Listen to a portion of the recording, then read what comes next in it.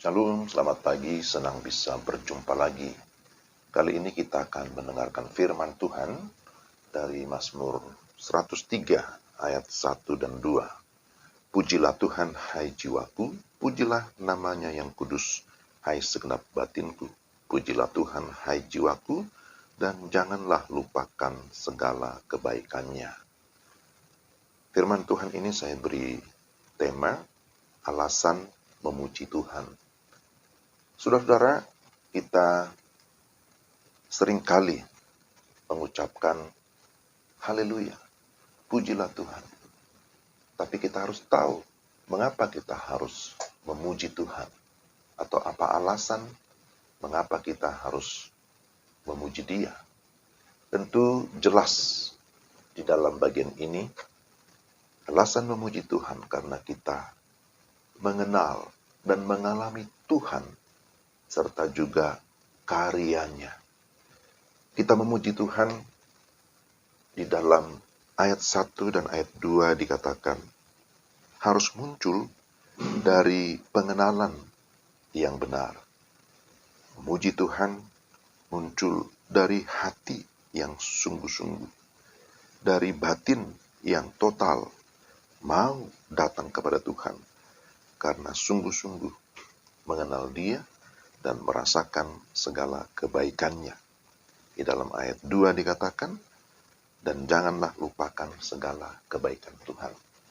Kebaikan Tuhan seperti apa yang dinyatakan di dalam Mazmur 103? Pertama dikatakan kita memuji Tuhan karena pengampunan yang Tuhan berikan.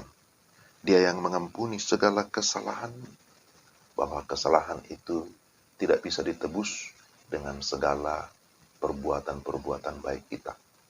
Tetapi penebusan itu hanya dikerjakan oleh Allah melalui Kristus Yesus. Melalui Kristus Yesus di atas kayu salib. Sehingga setiap orang yang sungguh-sungguh mau mengakui dosanya, sungguh-sungguh mau datang kepada Yesus akan memperoleh pengampunan. Inilah yang merupakan kebutuhan terbesar kita sebagai orang berdosa, yaitu pengampunan, pengudusan, dan itu hanya dikerjakan oleh Allah melalui Kristus Yesus, anaknya yang tunggal. Apalagi kebaikan Tuhan yang dinyatakan dalam ayat yang ketiga, bagian B, Dia yang menyembuhkan segala penyakitmu. Saudara-saudara, bahwa tidak ada satupun orang di dunia ini yang bebas dari dampak buruk dari dosa. Tubuh kita pun tidak dikecualikan. Kelemahan dan kesakitan dengan mudah menyusup ke dalam tubuh kita. Maka di sini si pemazmur mengakui bahwa baik pengampunan maupun kesembuhan itu berasal dari Allah. Jadi ini penting kita syukuri dan karena itu kita harus memuji Tuhan. Lalu ayat 4 bagian A. Dia yang menebus hidupmu dari lubang kubur. Ada kelepasan dari kubur. Bahwa kematian merupakan musuh yang paling menakutkan. Musuh ini tidak bisa terkalahkan dengan kekuatan kita, dengan kekuatan manusia. Sekalipun manusia begitu hebat secara medis, secara teknologi, tapi tidak seorang pun yang kebal dari kematian.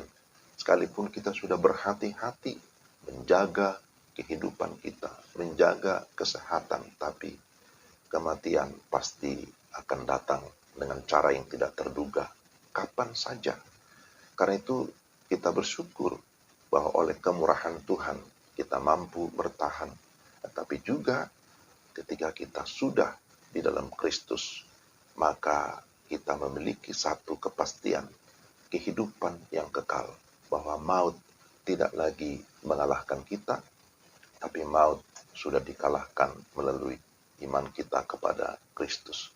Kemudian dikatakan dalam ayat 4 bagian B, Dia yang memahkotai engkau dengan kasih setia dan rahmat, bahwa kita mengalami kasih setia dan rahmat Tuhan. Kata memahkotai di sini merujuk pada persiapan pesta perkawinan rajani. Artinya Tuhan tidak hanya sekedar memberikan ataupun melimpahi kita dengan sesuatu yang sifatnya materi yang sementara. Tetapi dia tetap berpegang pada perjanjiannya, bahwa dia tetap penuh dengan kesetiaan. Jadi sekalipun dikatakan seringkali manusia tidak setia, tetapi Allah tetap setia. Dia menyatakan belas kasihannya kepada kita tiap-tiap hari. Dan yang terakhir, bahwa dia yang memberikan kita kepuasan. Dan kepuasan artinya itu membuat kita tetap berbahagia, tetap kuat, bahwa Tuhan menciptakan manusia sebagai makhluk yang harus bergantung kepada Dia. Maka mari kita terus hanya mengandalkan Tuhan yang menganugerahkan kehidupan yang utuh kepada kita. Kepuasan hidup pada akhirnya itu ya membuat kita senantiasa merasa kuat tiap-tiap hari. Dan kepuasan itu ada di mana?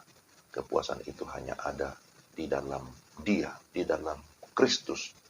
Bahwa tantangan hidup bisa ada, bahwa pengalaman-pengalaman pahit bisa kita rasakan, tetapi dalam segala sesuatu, ketika kita sungguh-sungguh hanya datang kepada Tuhan, hanya memuji Tuhan, memuliakan Tuhan, maka kita akan memperoleh kekuatan yang baru.